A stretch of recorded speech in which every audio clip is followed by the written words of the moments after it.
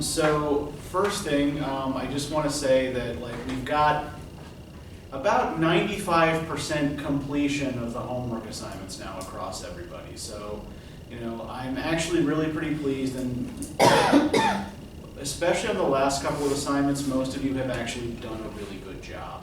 So I want to go over the last one a little bit, just to make sure everybody gets it. But we'll do that after we discuss the paper. But yeah, on the whole, I'm actually really pleased with how everybody got caught up. So what you have in front of you now is the assignment sheet for the first major paper, right? Which is going to use skills that we've been practicing in the homework assignments and in our in-class discussion. But you're going to be applying these skills to a specific text we're reading in class, right? So in the next couple of weeks, we're going to read a short novel by the French writer Voltaire called Candide, and we're going to read a work of political philosophy by Jean-Jacques Rousseau called The Social Contract. You're going to pick one of those to write about. And what you're going to do is look for a specific strand or binary in one of those works that you think is especially significant, and try to make an argument about why it's significant, right? What it's doing in the text. Okay, so first off, don't freak out yet, right? The first draft isn't due for a little over a month, right? I think you've got 5 weeks to put that together.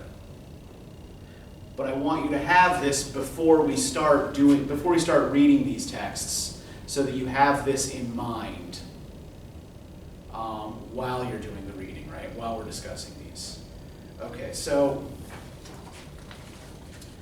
a couple of things to keep in mind here as you're writing, right? First off, remember all the work we did with developing a thesis last time, right? In particular, that the thesis has to be arguable in all three of these senses. And it also has to be developed through close reading of the text, right? So we haven't really explained what close reading is, but it's basically what we've been doing all semester, right? So when you're close reading,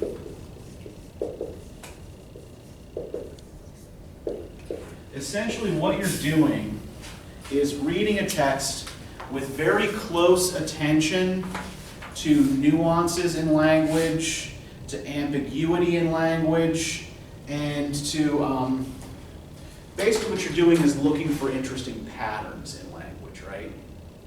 So you're going to look for meaningful metaphors, similes, other figures of speech. You're going to look for patterns of repetition and similarity and think about what they imply. You're going to look for words that have interesting connotations, and even words that might be pulling some kind of double duty, right? So when we talk about ambiguity in language, does everybody understand what I mean by that? If a word or a phrase is ambiguous,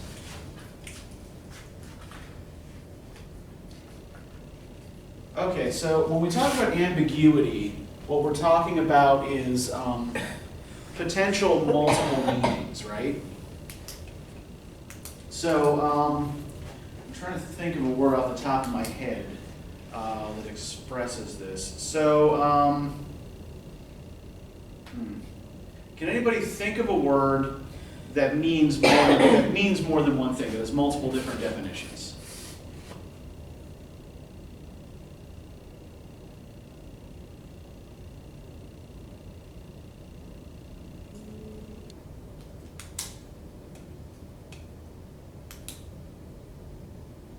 I'll try to think of one too. When I think of ambiguity, I think of this dystopian movie, but I don't know if it has anything to do with the word. Okay, well, why does it make you think of a dystopian movie? It reminds me of Divergent, so because ambiguity, that group of people is very kind, very nice. So I didn't think that had to do anything with the actual work we're doing. Okay, well, what is so ambiguous? So ambiguous is associated with niceness in that movie, or? Well, I guess so in a sort of way. What does ambiguous mean in the context of the movie? If someone how are they using it? Hold on. Can't really remember. Like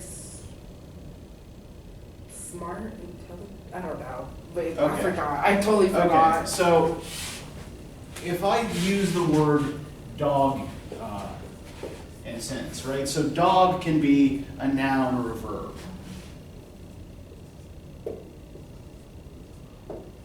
Right, so what this word is actually going to mean, whether it's going to be a noun or a verb, depends on context, right? So it depends on, what other words are around it, what it's doing in the sentence. Now, we all know what dog means as a noun, yes? So, four-footed furry animal, friendly, likes people, wags its tail, enjoys walks and things like that, right? Now, are we all aware of what dog means as a verb?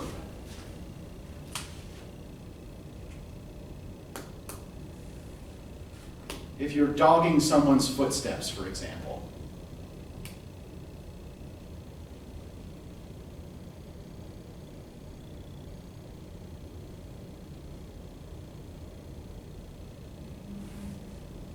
So to dog means to follow relentlessly as a verb, right? Now these two meanings are related, right? That, the verbal meaning of the word dog comes from, the way the noun dog behaves, right? Your dog will typically, follow you around everywhere, right? I know that, when I go home, my dog is gonna, usually doesn't let me out of her sight, right? She follows me all around the house. To dog someone's footsteps, right? That's the same kind of thing. To dog someone or something is to follow it relentlessly. So. The two meanings are related, and when you see, this other less familiar version of the word dog, it still carries with it the connotations from the other word, right? So when you see these words that have potential multiple meanings, this is what we're talking about when we talk about ambiguity, right? And the way those other potential meanings of the word color the way we interpret it. So this is something you should be keeping an eye out for when you're reading, right? Is these kinds of ambiguous words. So you're also going to look for and examine binary oppositions. And actually, one of you I saw did a really good job of that in one of the make-up homework assignments. You were looking at the Declaration of the Rights of Man and the Citizen, and you noticed a kind of binary between contempt and respect, right? There was this language that expressed, contempt, and a kind of altered strand of language that expressed, respect or desire for respect, right? So look for these kinds of things as well. Now, are you going to want to try to cover all of the little linguistic quirks and tics of the text that you're examining? How many should you focus on? How many strands or binaries should you try to pick out for your paper? Really just one, right? Remember that you want to try to keep your focus narrow. And both of these texts will give you enough material that you should be able to write 1,000 words with a focus on one strand or binary, right? And that's the other thing I want to know, right? Remember the kind of relation that the inductive reasoning we did last time, right? So you want to try to examine your data closely in order to come up with a thesis, right?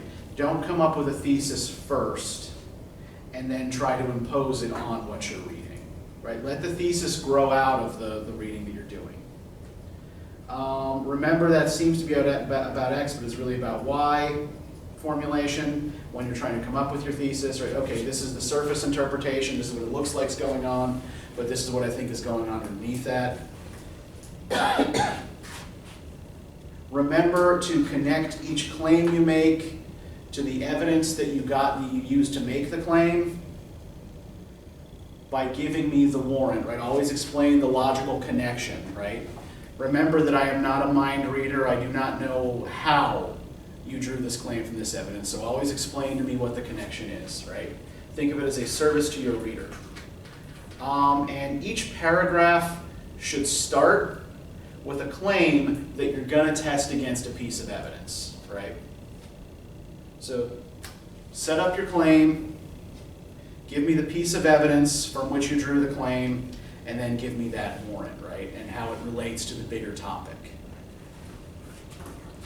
Any questions so far? And I'll give you a chance when I'm done talking through this with you to just sit with it for a minute, look it over, and come up with any questions that you might have, okay? All right, so the due date for this, so we're gonna do this in 3 stages. We're gonna do a peer review session. So everybody will kind of, you'll trade papers, look over each other's papers, and try to give each other advice. I'll give you a worksheet as well to try to follow. The draft is gonna be due on Thursday the 9th. So the draft, in order to receive full credit, will need to be 2/3 the length of the entire paper. So 750 words, right? Draft needs to be at least 750 words. So as long as you give me a draft that is 750 words and not plagiarized, you will get full credit for the draft, right? The paper itself will be graded qualitatively. I will be taking into account how strong your argument is, how well you've implemented changes that your peers and I have asked you to make on the draft. That's going to be due the 21st of Thursday, the 21st of March, which is a Thursday, and it needs to be 1,000 to 1,500 words long. So the purpose of this assignment, right, there are 3 things that I want you to get out of this, right? First, I want you to show me that you can read and comprehend difficult material. And I'm not going to lie, Candide and the Social Contract are not going to be easy reads. However, you're free to talk to each other about the texts. We're going to try to do some writing through some of the problems that you might encounter. And you're always free, if you're confused about something you're reading, you can always come and talk to me, right? We're also going to be trying to practice these close reading techniques to try to find meaningful patterns. And the major thing that I want y'all to learn to do from this assignment is to generate and support an original thesis using evidence, right? That's our main goal here. Okay, so if you turn it over, I have a rubric here that explains how you'll be graded on this, right? What my standards are for each level of grade. So, if you don't turn anything in, or what you turn in is plagiarized, or what you turn in isn't long enough, right? That's an F. As long as what you turn in meets the basic formal requirements, or it's long enough, it's formatted correctly, and you didn't cheat, you get at least a D, right? You get a C if your paper actually addresses what the assignment is asking you to do, if you demonstrate that you read and understood the primary source, if the sources you use, which there's only going to be one for this paper, right, just whatever your primary source is, are properly cited, and as long as you are advancing some kind of clear argument, right? That's the basic standard for a C. Now you get a B if that argument is clear, consistent, and arranged effectively. I'll talk in a minute about effective arrangement. If your primary source is quoted directly, right? More on that in a minute as well. If opinion is not treated as fact, right? So you're distinguishing clearly between claim and evidence. And if your transitions between paragraphs are clear and effective, right? I'll talk a little bit more about paragraphing in a minute too, because this is something that often trips people up. You get an A if your argument is particularly original and nuanced, if you deal effectively with evidence that contradicts or complicates your argument, if you have a good balance between argument and evidence, if your argument is properly contextualized and free of glaring historical errors. Right, so for example, if you write that Voltaire is responding to the events of World War I, right? That would be a glaring historical error that would, cause me to mark you down a little bit. And an A paper is also going to follow a single line of argument to its conclusion without digressions, right? So you basically, it's a paper that is long enough, but it runs lean, right? You've cut all the fat out of it. There are no little weird side twists. Okay, so there are a couple of things, again, that I want to cover with you here. But first, I want to give you a minute to sit with all of this, look it over, and ask me any questions that you have about it.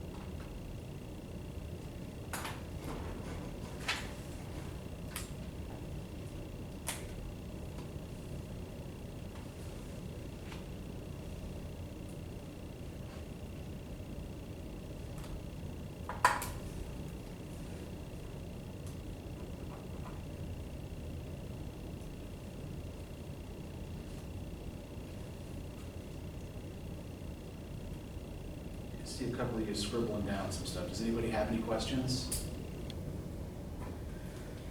Okay, so let me then address some of the things that are on the grading rubric that might not be immediately clear, right, or that we haven't really gone over yet much in class. So the first thing that I want to point out is that in the humanities, when you're examining a text, the norm is to quote it directly, right? So rather than paraphrasing or summarizing the piece of textual evidence you're looking at, right? Typically what you're going to do is quote it directly.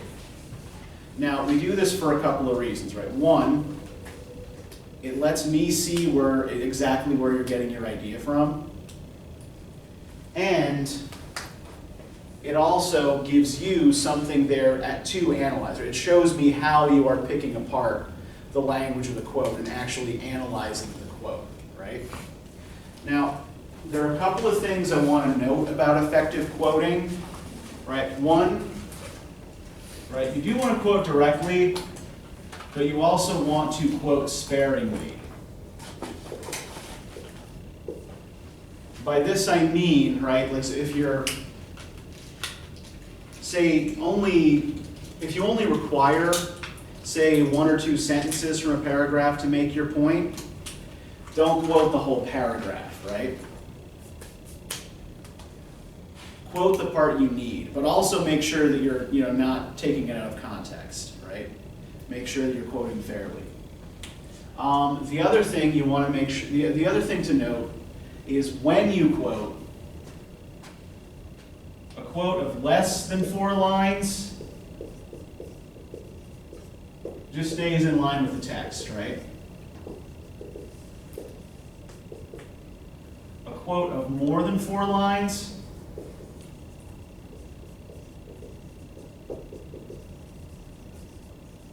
should be an indented block quote. Have you all done this before? Do you all know what I mean by a block quote? Okay, so if you're doing a block quote, right, so if you've got a quote that is going to be 4 lines or longer of text, right, you hit enter to key down to the next line, you indent it, and you kind of indent the whole quote until you're finished quoting, right? And then you're going to finish each quote with a parenthetical citation, right? Have you done parenthetical citation before? Do you know what this looks like? Okay, so after each quote, you're going to give me, in parentheses, the author's last name and the page number, right? This helps me find the quote if I want to look it up and make sure that you're interpreting it in a fair way, right? Okay, so any questions about quotation? Okay, great. Now in terms of paragraphing, right? Paragraphs also kind of need to be kept relatively short and tight. Now, remember, like, this first bit is a rule of thumb, not a hard and fast rule, right? But in general, a good paragraph is going to be about half a page long, right? Sometimes they might be a little longer, sometimes they might be a little shorter. But the key thing that you want to make sure you're doing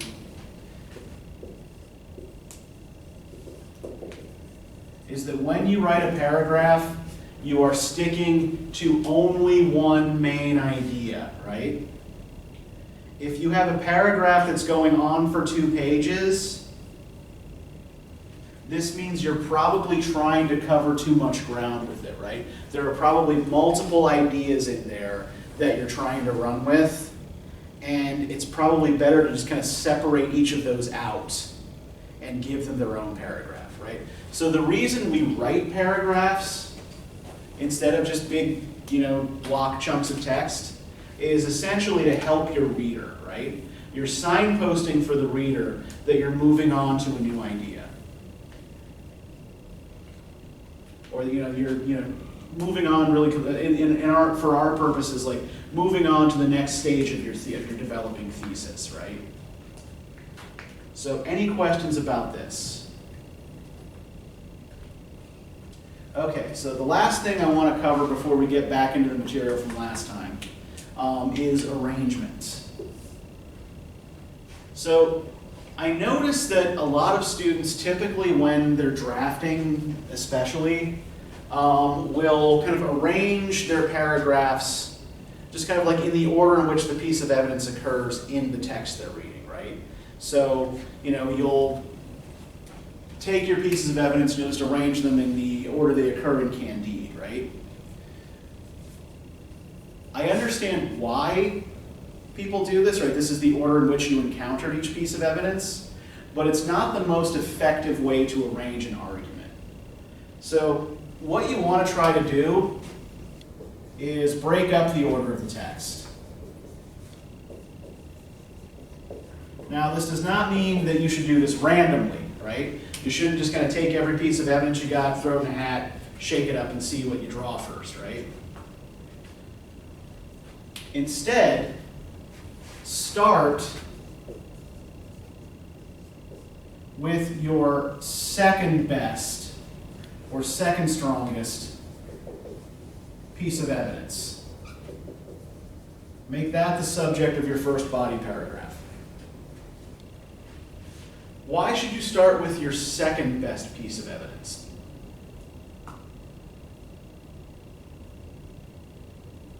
Why not start with your best?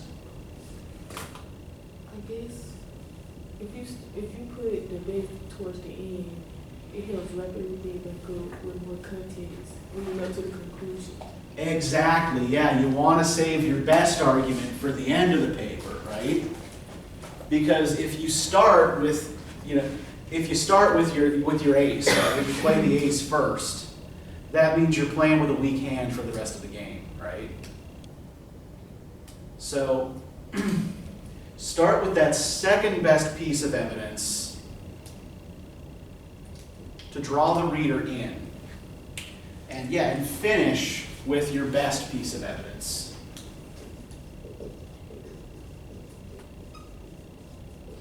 And as regards the rest of the paper, right, place pieces of evidence where they seem to be connected to each other, right?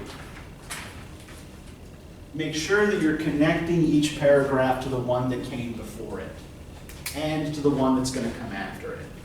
And some of this is like often when we're drafting, right, we're just trying to get ideas out on paper. And this is one of those things that kind of like comes in the kind of revising and refining stage, right? You know, we don't often see how everything links up until we've actually got something on paper. But this should be the goal. Okay, so does anybody have any questions about this? Everybody good? Okay. Great, so I want to talk for a little while about how to recognize and fix weak thesis statements, and then I want you to go back to the work that you did for last time and try to apply to what you came up with, right? You know, see if there are ways you can strengthen the thesis you came up with. Okay, so what I'm going to do here, I'm going to write a potential thesis on the board, and I want y'all to try to tell me what's wrong with it, okay? And then we'll work together to try to fix it. All right, so first one. In this paper, I will compare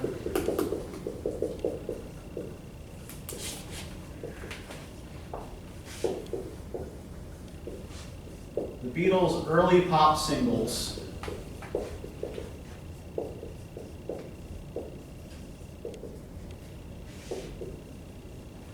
to their later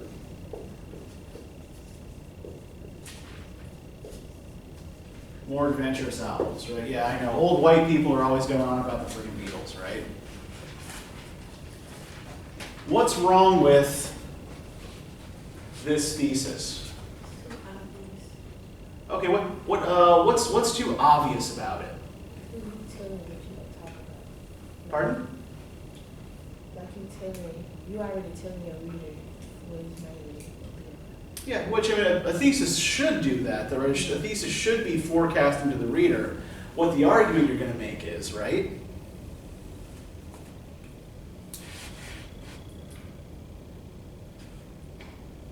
And think a little bit about that word argument and how that might relate to this.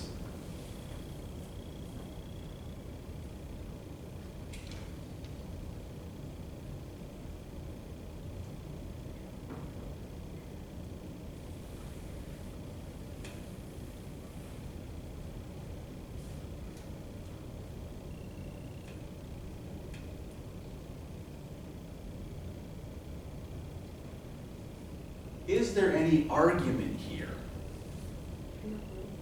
Yeah, that's why you're having trouble finding it, right? Because it's not making an argument. It's like, here's one thing, here's the other thing, and I'm going to compare them to each other, right? So I'm telling you what I'm going to do, but I'm not making any claim about what it means, right?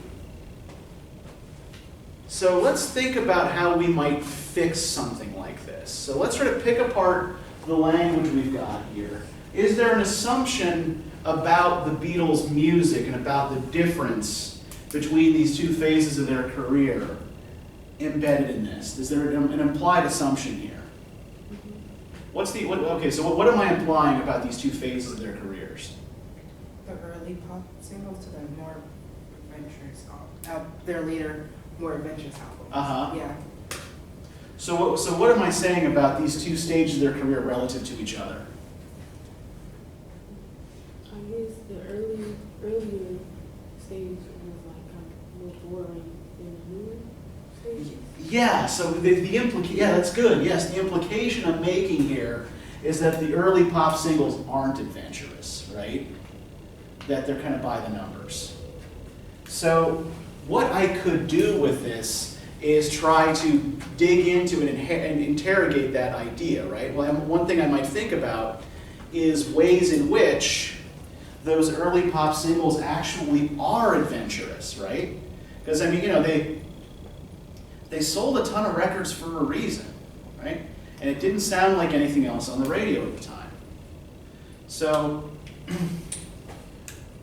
a way we might reword this to make it a stronger thesis, right?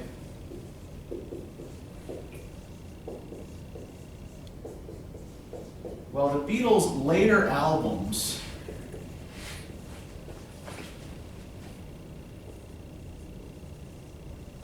are more varied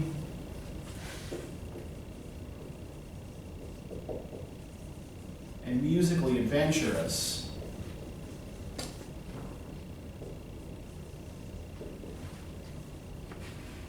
their early singles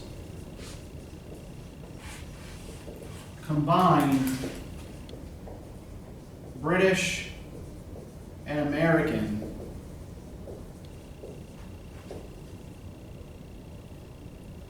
popular music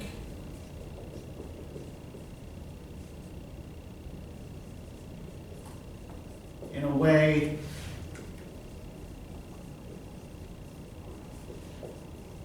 that no one had before, right? So we can see how this works, where the tension in this is, right? So this lacked acclaim and it lacked there was tension in this. It was clearly comparing two ideas to each other, right? But there was no claim. So now I've taken that same tension, rethought it a little bit, and now I'm making a claim. So well, actually, those early pop singles were adventurous, right? They were doing something no one had attempted before. So while they might not be as varied as the music on the later albums, right, they're still doing something new and interesting. So when you have a thesis statement like this, where you don't appear to be making any kind of claim, look at the language you've chosen to describe what you're doing, and see if you are actually implying a claim you can pull out of it, right? Another kind of closely related type of problem thesis looks kind of like this.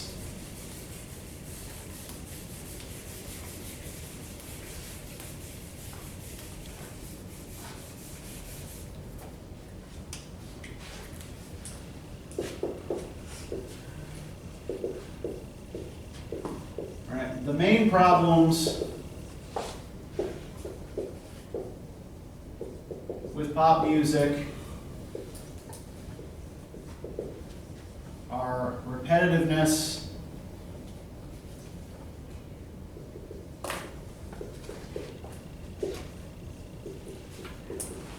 lack of creativity, and crass commercialism.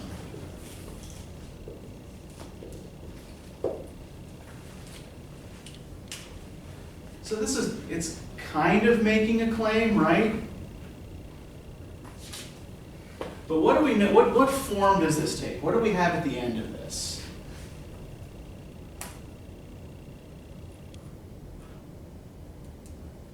The main problems with pop music are repetitiveness, lack of creativity, and crass commercialism.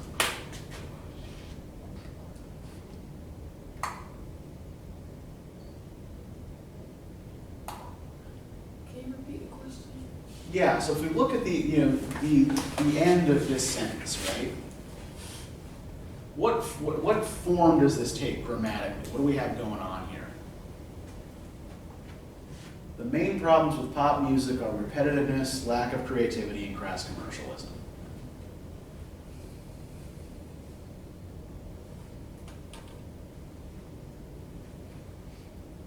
What have I given you in this sentence? Yeah, it's just a list, right? Exactly. And we can see exactly how this paper is going to play out, right? I'm going to do a paragraph on repetitiveness. I'm going to do a paragraph on lack of creativity. I'm going to do a paragraph on crass commercialism. And then I have a paragraph wrapping it all up that says, see, pop music is terrible, right? So this is probably very close. Like, did y'all learn the 5-paragraph form in high school? Is that what your high school teachers did with you? Okay, yeah, and that's where this comes from, right? So it's helpful for teaching you how to organize your thoughts. It's not helpful for teaching you how to make a coherent original argument, right? So the thing you want to do if you catch yourself doing this is look at what the items in your list are and think about what they have in common.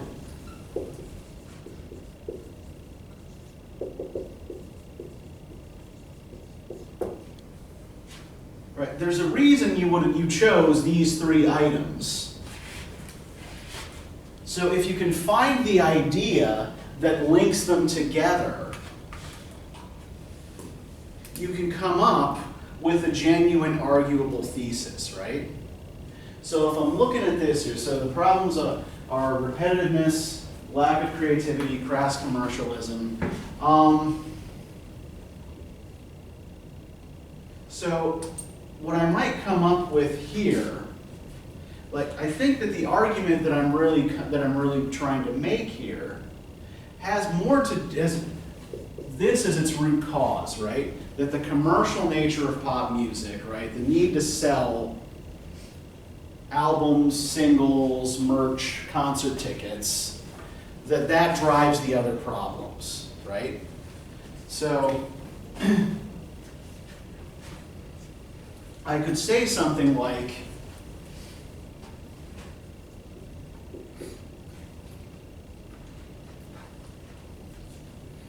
while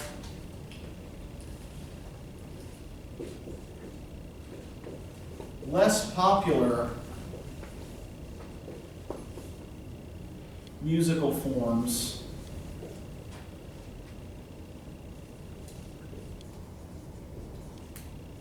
are free to experiment, the need to make a profit puts pop artists into a box or a cage or whatever, right? And if I had a little more time with this, I might state this more artfully, but we all get the idea here, right? Right. So this is the idea of producing the back pressure. This is the main idea that I'm trying to argue, right? Does everybody understand what I just did? Anybody confused, hung up? Okay. So, what if I was to give you something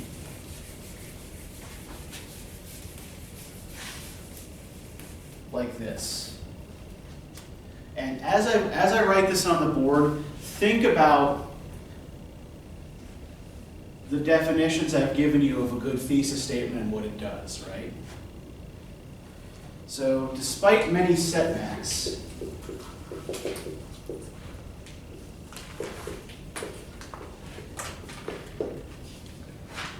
the women's suffrage movement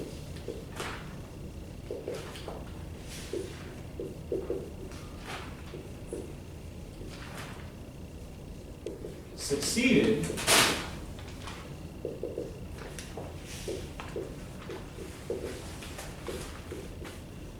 in getting women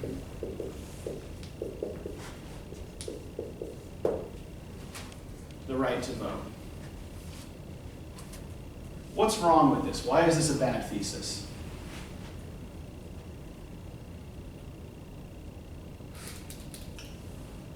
It just stated sort of a fact, but like it ain't no argument like that. Yeah, exactly. I mean, y'all can vote, right?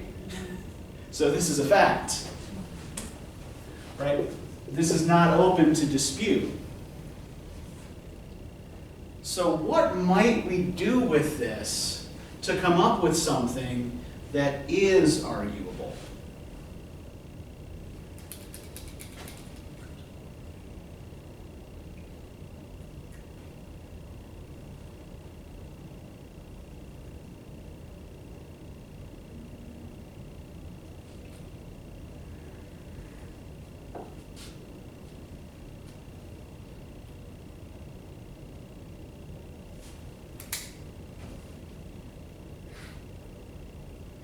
Give it a minute, see if you can come up with something.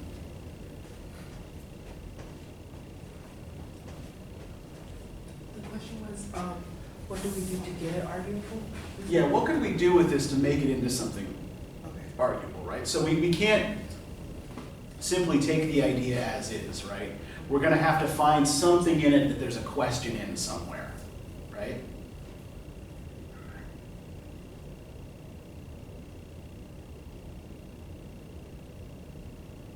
So what kinds of questions might this raise?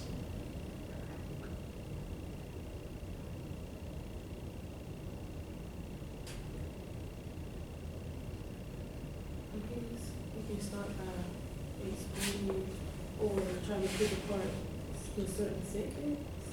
Okay, yeah, you could argue perhaps which setbacks were most difficult to overcome, right?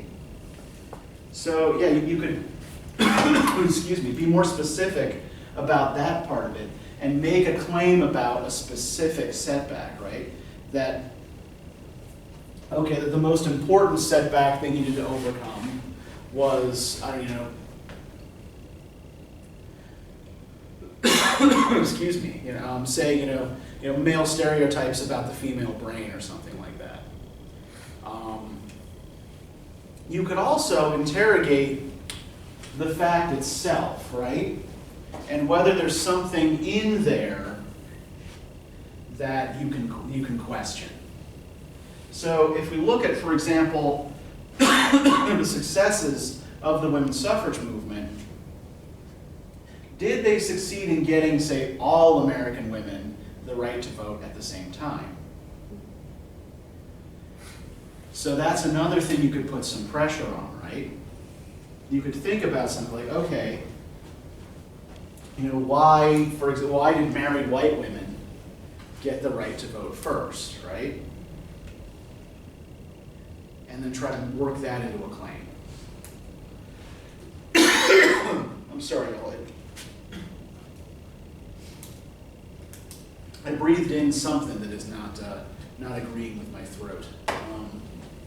But okay, so yeah, when you've got a thesis that is a mere statement of fact like this, right? It's not irredeemable. There's still, there's still stuff. You just have to figure out how to ask questions about the fact, right? Okay. Let's give you another one. This is a different kind of problem.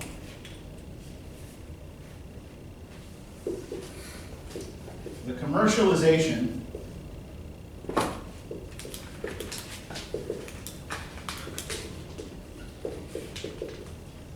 of the NFL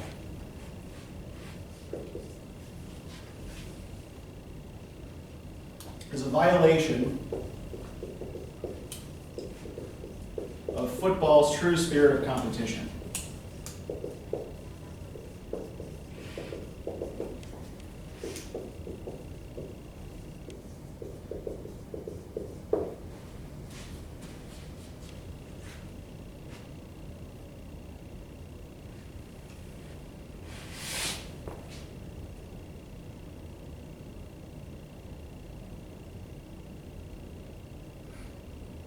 Is there a giveaway word in this that suggests that it's problematic?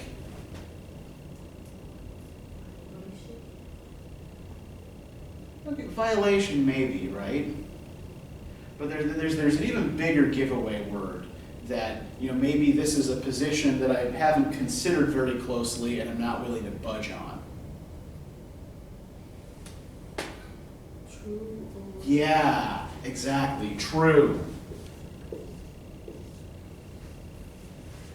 What this usually means like if you're using words like true or always or absolute, right?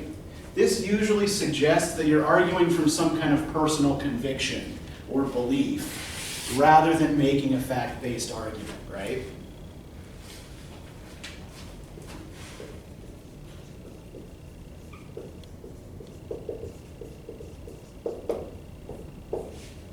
Right, so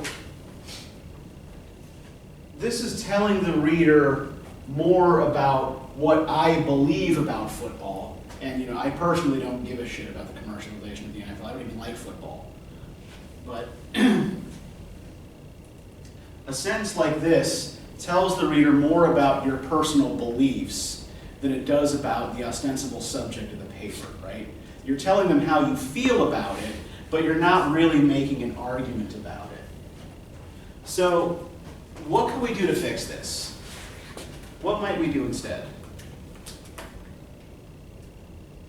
What's the first thing you're going to have to do to get past something like this?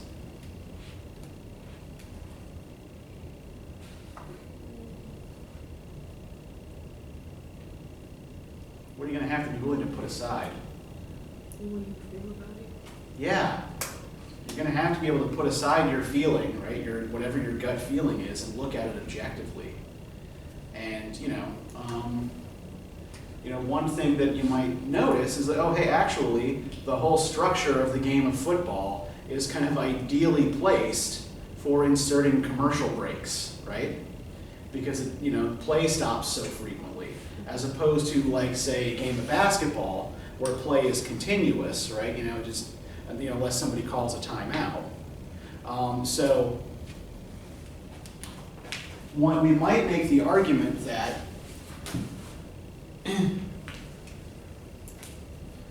say sports like football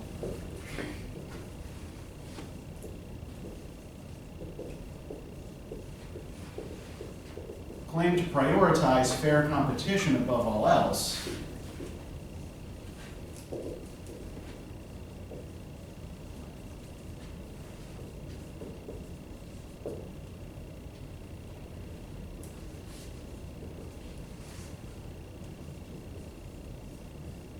But their structure is ideally suited for inserting commercial messages.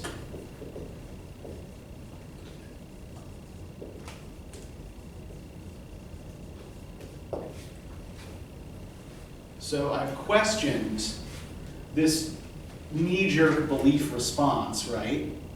And after a little bit of thinking about it, I've come to a different conclusion. It's like, well, okay, actually, maybe there's something about the way the rules work that make it really, really easy to commercialize this.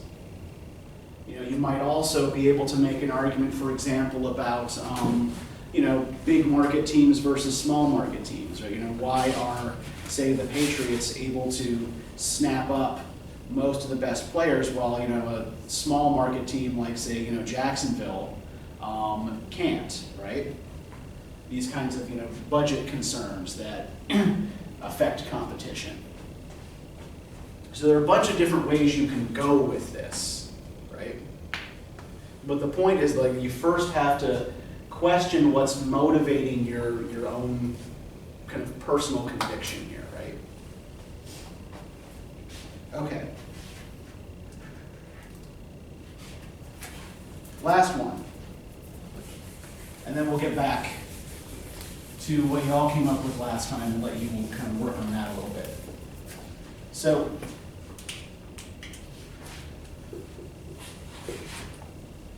if I say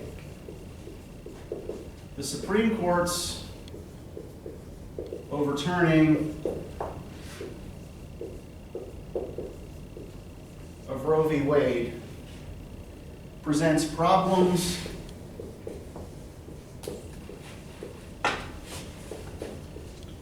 and opportunities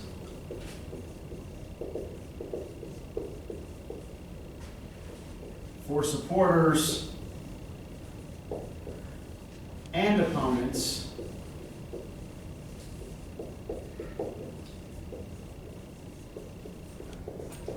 of legal abortion.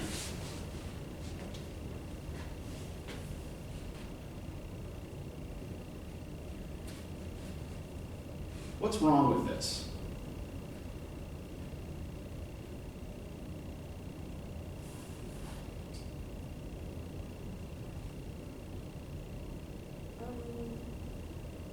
I feel like it's more than one.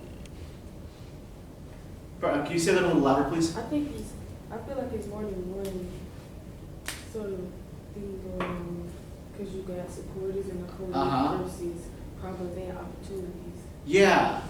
What have I actively avoided doing here? Stating your side of the argument. Yeah. I am not focusing here on any particular side of a very broad argument, right? So this is something that is really, really common when people are drafting a paper and they're not really sure what they think yet. Essentially what we've got here is an attempt to hedge. Right? I'm not sure where to go with this yet, so I'm just going to put everything out there. But the problem is when you're trying to cover everything, right, you end up covering nothing. So what should you do to try to improve this?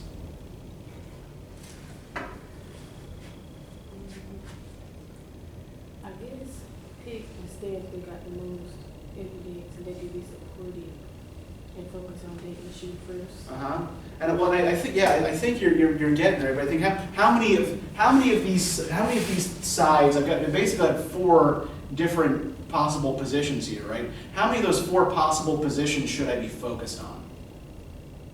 Yeah, just one, right? Pick one, right? Make an argument about the opportunities it presents for opponents or the problems it prevents for supporters, right? Or whatever, right? But yeah, the idea here is that you have to narrow the focus down to one thing. Right? Look at one aspect here in your analysis. And it doesn't necessarily have to be the aspect that you personally agree with, right? In fact, it can sometimes be more interesting and instructive to focus on a point of view that you don't agree with and to try to inhabit that space, at least while you're writing the paper. But yeah, the point is, the idea here is that when you've got one of these extremely broad thesis statements, right? So broad that you're not making any real point. The only way to fix this is to narrow that focus. Okay, so I did want to talk a little bit about introductions and conclusions today as well, but I feel like we're already kind of doing a lot, and I want to give you all some time to go back to the work you did last time and to try to build on that a little bit. So I'm going to give you a handout that I made on introductions and conclusions that basically tell you what to do with them, right? How they should operate. So I want you to look this over on your own time and come back to me with any questions you have about it. But for now, what I want you to do is take some time, go back to the free write you did at the end of last class, and see if your thesis falls into any of these problematic categories that we just talked about, right? And try to see if you can find a way out of it, or even if it doesn't, like see if you can find a way to improve it using this discussion, right? So I'll give you, yeah, go ahead. Okay, before we start, I feel like I didn't come up with a thesis. I just came up with like a bunch of claims maybe. Okay. Because I was trying to get to come up with a thesis. Okay. But I was evaluating a lot, so. Okay, so let's try this then. Let's take 7 minutes, and you take what you think was the best claim you ended up coming up with, and try to develop that into a thesis. Yes? I wasn't here last class. so I don't have a free write paper. Okay, do you have the handout from? The newspaper one, the one we did as a group. Yeah, the one we were working, the one with the stuff about urban planning and transportation. Okay, so yeah, while they're kind of like trying to work out how to get to like how to get to a thesis from a claim, right? Why don't you just kind of take the points you've already laid out there, and you take 7 minutes and try to come up with a thesis as well. Okay. Right, just try to just try to write your way to it, right? Put points of evidence together and see what you can get.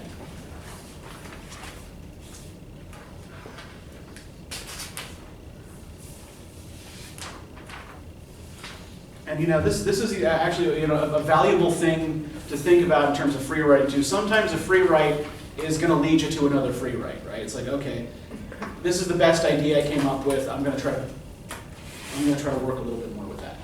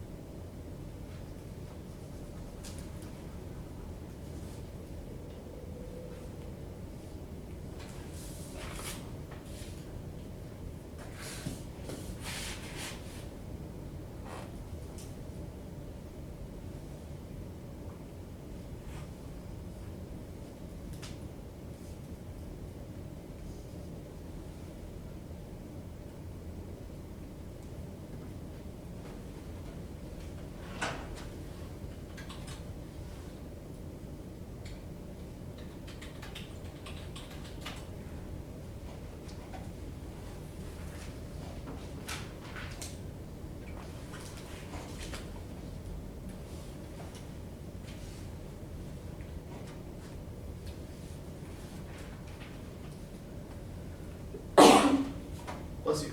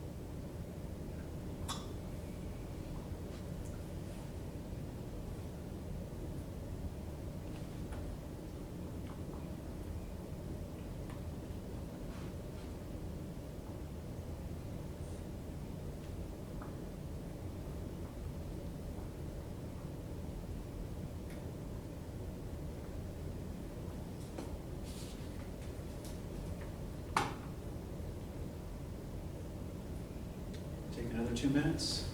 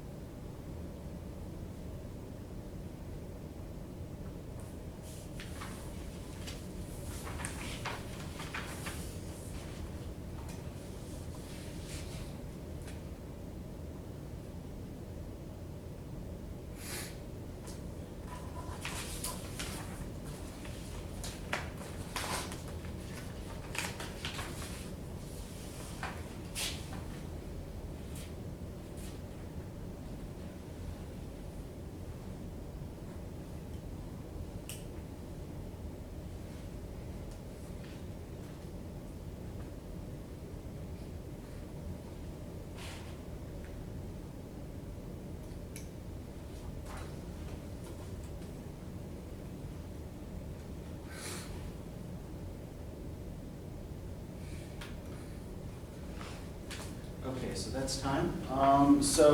What'd y'all come up with? Remember, like, we're not expecting perfection here at this stage, right? We're just spitballing. So, what'd y'all get?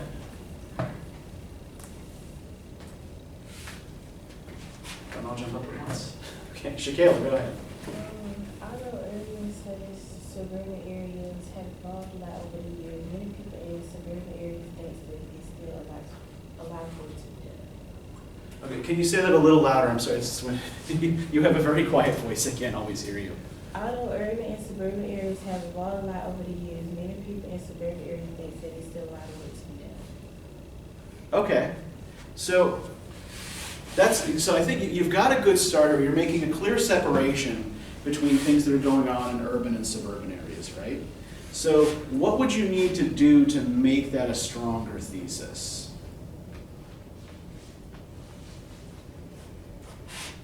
Focus on that lot of work to be done, right? And the thing you'd need to be more specific about what kind of work needs to be done, right? And in what realm, right? Is in transportation, in zoning, or what have you, right? Okay, what do the rest of you got? Okay. I got the decrease of economic and social values has been led into a downfall due to the advancement of cars in the suburbs. Okay, I think you are making a genuine argument there. I think that needs some back pressure, right? So maybe something about what the attraction of suburbs is, right? Juxtaposed against what you think are the kind of negative social forces that result, right? But you're absolutely making a claim, right? It's arguable, it's evidence supported, and you're moving in the right direction there. Good. All right, Ariel, what'd you come up with? So the point that I got from this was that most American families move toward the city due to more options of transportation. Many suburban areas are less likely to have a reliable transportation due to the fact of the secluded neighborhoods, which affects the buses to have a designated stop for patrons to get onto. Then my thesis was, thus more people choose to live in more city areas with more transportation routes, so they have more accessible way to maneuver from place to place. Okay, so the one kind of wrinkle I'd throw in there, right, is does the data you've got there suggest that everyone was moving to cities? Mm-hmm. Just younger people, right? So what you need to do is kind of like throw that generational angle in there and maybe make an argument about why the values of younger people who grew up in these kinds of places don't want to stay in them, or at least didn't at the time this was written. Yeah, on the whole, you're all making good progress there with this. So yeah, this is, and we could further refine these. Like if we were actually going to make a paper out of this, y'all would actually be in a really good kind of starting position. So I think that you get the basic idea here, right? Okay, so for next time, you're going to be reading the first 13 chapters of Candide, right? Like the chapters are all really short; they're like 2 or 3 pages each, right? The longest are like 5 or 6. And you're going to need to bring a quote to class with you that you've chosen from the text to do a free write about, right? Now, when you are choosing a quote, you should choose one that you think is indicative of some bigger strand or binary that you've noticed in the rest of the text, right? Something that you think points to something bigger. Go ahead. No, yeah. Okay, so we'll bring a paper copy or something submit on Georgia View. No, you're going to do the free writing class. Oh, okay. But yeah, just make sure that you bring the book with you and that you've already chosen a quote to write about. Okay. I have some reading questions to give you, and I also want to show you a couple of things that will help you with the reading before I let you go. So first off,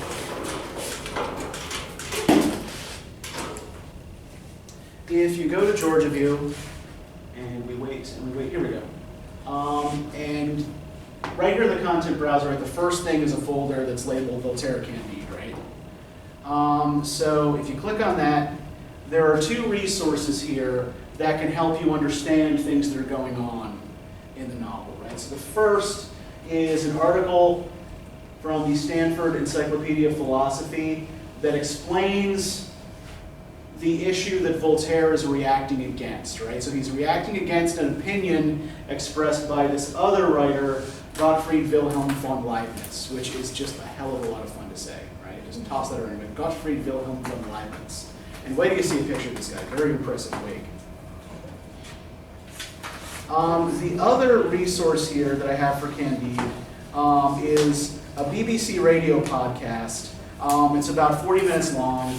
And the host is interviewing a couple of academic experts on French literature about this novel, right? So these are intended to kind of give you a way in if you're having trouble. In fact, even if you're not having trouble, they'll maybe give you some alternate perspectives on what you're reading. And these are the guide questions that I have for you, right? You don't have to come in with written answers for these questions, but if you take note of these, and you try to track these as you're reading, these will give you some of the important themes to follow, right? All right, so take a minute, take these down, and then once you have done so, you are free to go on about your weekend.